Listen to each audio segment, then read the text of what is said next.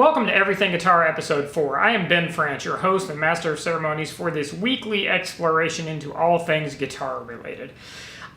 If you do find these videos to be helpful, useful, entertaining, funny, fun to watch, anything like that, I would greatly appreciate it if you would click the subscribe button down below, maybe ring the bell for notifications, and maybe give me a thumbs up. On Everything Guitar, you can expect a weekly dive into a variety of topics that are all related to this wonderful instrument, the guitar.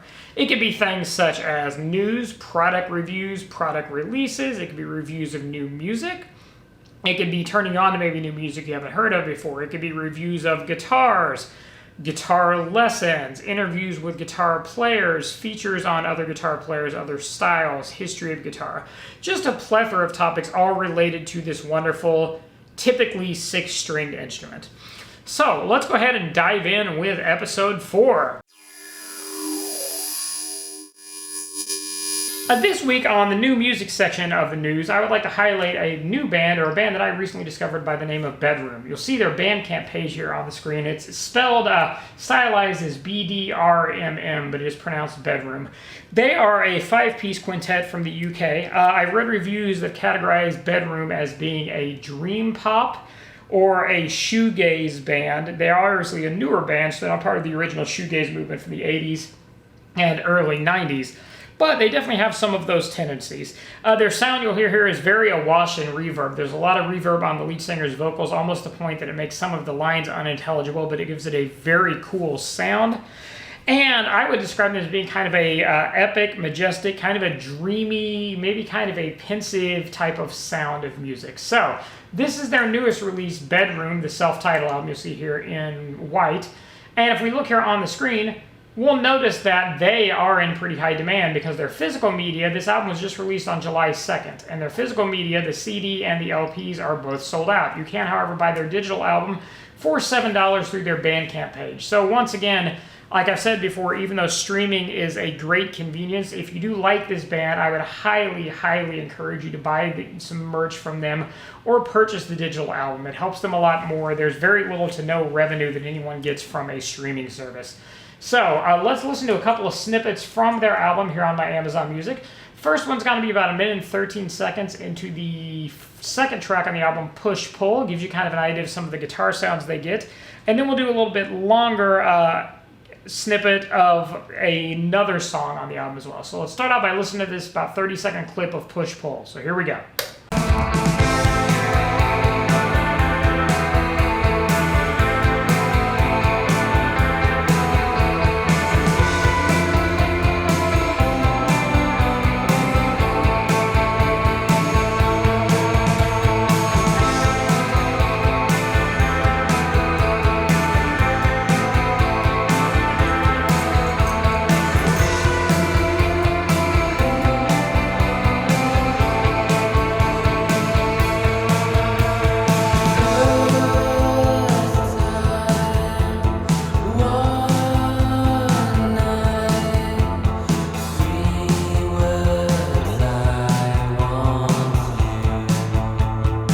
So there you go. You can hear a little bit of that reverb I was talking about on the vocals, and also can hear a little bit of the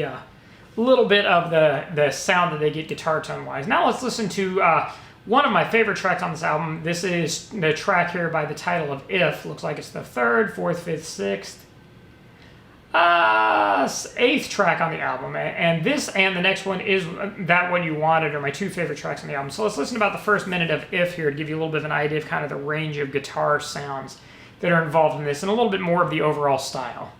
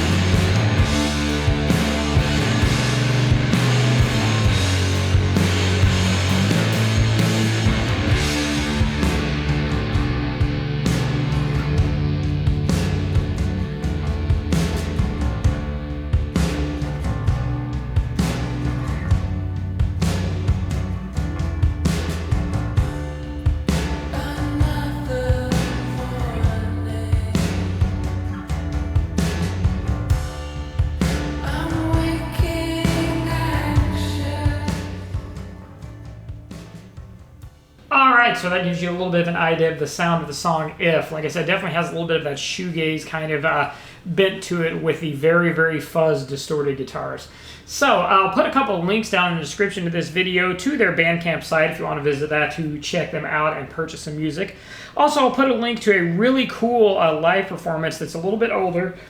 It was prior to this current album being released. It's called a Delinquent Live Session, and is a very cool live in-studio performance by them. So you can kind of get a feel a little bit more for the band and some of their other material. So that is bdrmm. Definitely check them out. They're a super cool band that I know I will definitely be purchasing some music from directly, through Bandcamp, of course. So let's now take a look at the product for this week. I actually stumbled across this looking on, as you'll see here, on the guitar.com site. As of 4 days ago, today I'm recording this on Monday the 6th, so on the 2nd of July, on Thursday, there was a press release stating that IK Multimedia, if you're not familiar who they are a company that makes plugins for a number of things. Primarily they're known for guitar amplifier plugins. For recording, they're giving away the Amplitube Metal Amp modeling plugin. What you basically do, and it gives you a little bit of info here on this page, and I'll put this link in the video description as well. If you have a computer that you record or play music through and you have an interface where you can plug your guitar into it, this would be an awesome way for you to get some cool tones if you don't already have some sort of amp simulator on your computer. As it explains here, basically what you do is you have to go to their website and you have to download the Amplitube 4 Custom Shop plugin platform, which there's a link in this description here.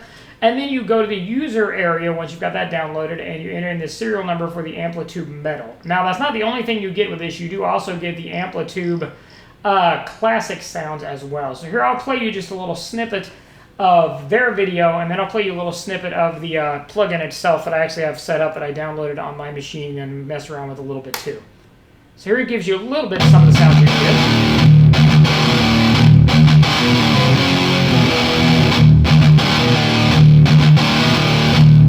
Spans from the mid-1970s to the late 90s, covering every and integrates seamlessly with Stomp IO, IK's new floor controller like the OD1 Overdrive Phaser, and the Vox. First up is the Marshall JMP 1959 Mark II, just out of your distortion pedals. 13 different cabinets, including a digital delay. Amplitube Metal also... You can check out that video by going to the guitar.com link there and checking it out. What I'm going to do, though, is I will go ahead and pull up the plugin here so you can see it on the screen, and we'll listen to some tones as well. Let's check out this metal preset.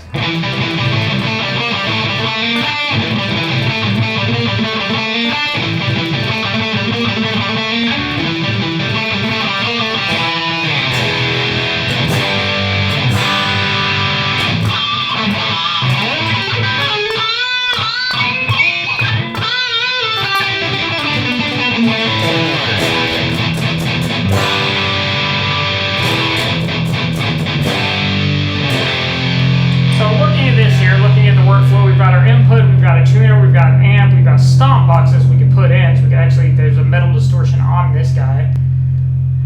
We've got different cabinets that are available that we can select from. And there are quite a few different cabinets it looks like here, which is actually kind of cool.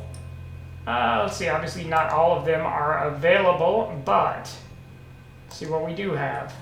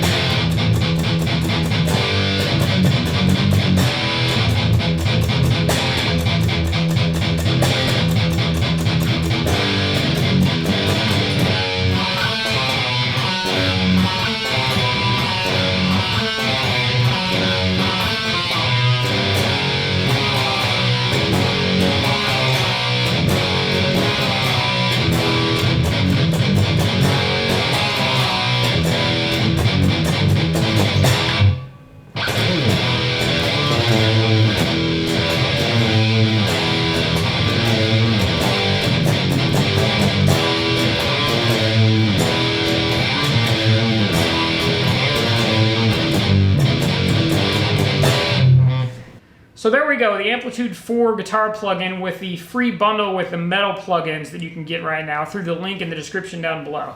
A couple thoughts on it. First thing I noticed is there's quite a bit more latency than I'm used to. Now there may very well be a setting there in that will adjust that. I am not extremely familiar with that plugin, especially not running a plugin in standalone mode, but it's quite a bit more latency than I'm used to when I use something like one of my Neural DSP plugins, which are kind of my go-to. That being said, like I explained before, if you do have an interface where you can plug your guitar into your computer to record and you do not have any type of amp sims, that is an awesome opportunity. You can get that guy for free right now. You can't really beat the price. The shortest one paying you for it, which is pretty unlikely to happen. So I would definitely recommend checking that out at the link down below. So hopefully that is something that can be useful and or helpful for some of you out there. Hope you enjoy it.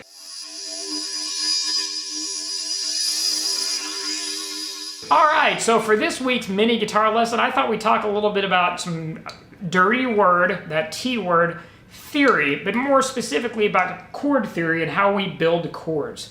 So for the last 3 episodes, we've covered the basic scales. On episode 1, we covered the major scale. Episode 2, we covered the natural minor scale. Last week on episode 3, we covered a couple variations of the minor scale, the harmonic minor and the melodic minor scale. Why are we taking a detour into chords right now? Because if you're wanting to play scales and write melodies, you typically need a harmony or some chords to play over that. So we're going to talk today about major chords and how you build the basic major chord, which is what's called a major triad. Triad meaning, as you probably guessed, 3, meaning that it's made up of 3 notes. And there may be some duplicates of those notes, or octaves, things like that, but there are 3 general different notes, or different tones that make up a triad. Now, on a major triad, what you want to refer back to is to know what notes you want to use. You want to refer back to the very first episode, episode 1 of Everything Guitar, which I'll put the link to up here on the card. What you want to remember are how we build a major scale, the steps, which was whole step, half step, whole step, whole step, whole step, half step. Meaning each whole step is 2 frets of a jump and each half step is 1 fret of a jump. So let's start out by looking at this in C, and let's go over the C major scale real quick again. So C major scale looked like this. It was C, D, E, F, G, A, B, C is the octave. So for a triad, for a chord, you usually make a triad is going to be made up of a major triad is going to be the first or the root note, the third or the third note in the scale, and the fifth or the fifth note in the scale. So let's look at C as an example. With C, our root note is obviously our first note. Our 1 is the root, is C. So that's going to be the first note in the C major chord. The second note's going to be our third. So if we walk that up, we've got C, D is our second, and E is our third. So there's 2 of our notes to make up our C major triad, C and E. Then we have our fifth. So if you remember, our fifth would be G. So C, E, G, that is our C major, following that pattern. First, third, fifth. Root note C, third E, fifth G. And then for a full C chord, which you probably know this, you may not know the theory behind it, but then you also have this note, which is an octave higher C, and you also have this note, your open E string, which is an octave higher of your third. So you've got root, third, fifth, root, third, fifth, root an octave higher, and third an octave higher. So that's how we make a C major chord, root, third, fifth. Let's look at that in another key. Let's look at that in the key of A. So in A, our chords, or our notes in A, following that major whole, whole, half, whole, whole, whole, half pattern is A, B, C sharp, D, E, F sharp, G sharp, A.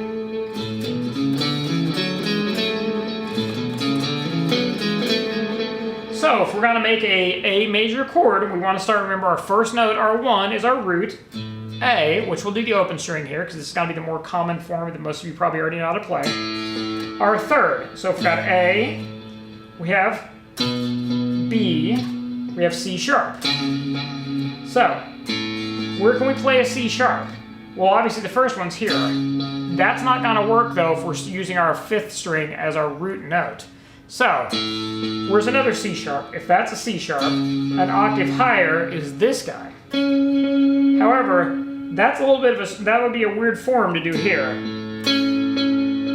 So, how about this guy? That's also a C sharp. So, A, C sharp, what is our 5th? If C sharp is our 3rd, D would be our 4th, E would be our 5th, remember? Root, A, skip the 2nd, 3rd, C sharp, skip the 4th, which is D, 5th, E. So, an A major chord is our root, A.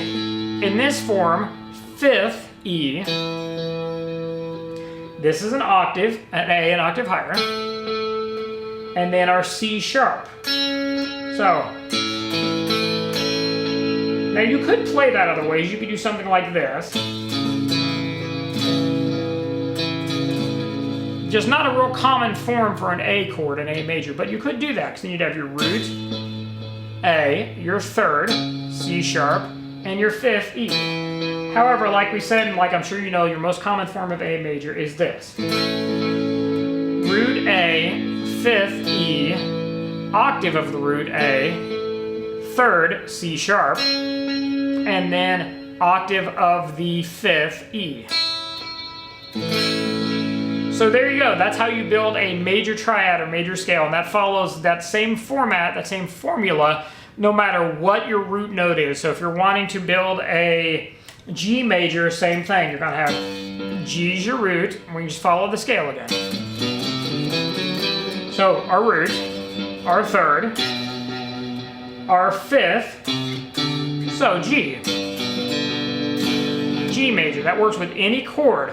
So remember, for building a major triad, you have your root note, your 3rd, which is the 3rd note in the major scale, following that whole step, half step, whole step, whole step, whole step, half step formula.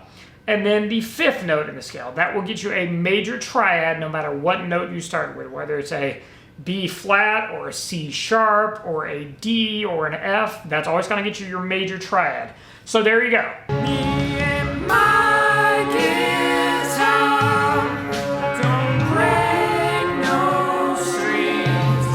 The wood is painted with metallic red. She loves me, I mean it's serious, as serious can be. Alright, for this week for me and my guitar, doing something a little bit different, still covering one of my instruments, but covering my lone bass guitar. Since I am a solo active musician, the majority of the time I'm not currently playing with a band, there are times where I do need to record bass guitar, and as opposed to using a MIDI instrument, I, several years ago, about 11 years ago, purchased a bass guitar for that purpose, which is this guy. This is my Epiphone Thunderbird Goth. That is a pretty horrible name, but I'm assuming they're basing that name on the flat black finish, the interesting little artwork here, and so on and so forth. This is a basic 4-string bass with passive pickups on it. It has a 2 Thunderbird style pickups, a neck pickup, sounds like this, and a bridge pickup, sounds like this.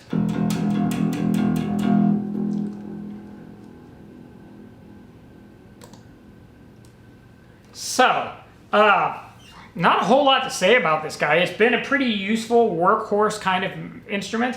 Not something I use a whole lot because I don't record a whole lot of things with bass guitar, but it is here when I need it. Things that I like about this: it's lightweight. I've never dared to strip the finish off it to see what the body is made out of. There is a little chip out of the back here. It does look like actual wood. It doesn't look like plywood, so hopefully it's not plywood, but it's pretty lightweight. The tone's not too terribly bad for the type of instrument it is. It actually sounds pretty good. It for just basic bass tones,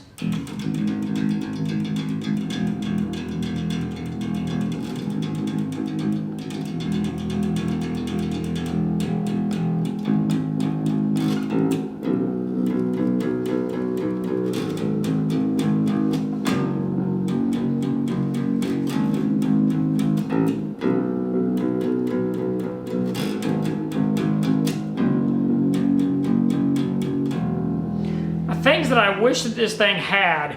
I wish that it was a 5-string, because as I'm getting into more progressive music and I'm starting to play more down-tune and writing more down-tune material, this guy doesn't quite cut it. You can tune down this low E to a lower pitch to an extent. I can drop it down to a C, and it'll still kind of hold tune. Although it's getting pretty floppy there.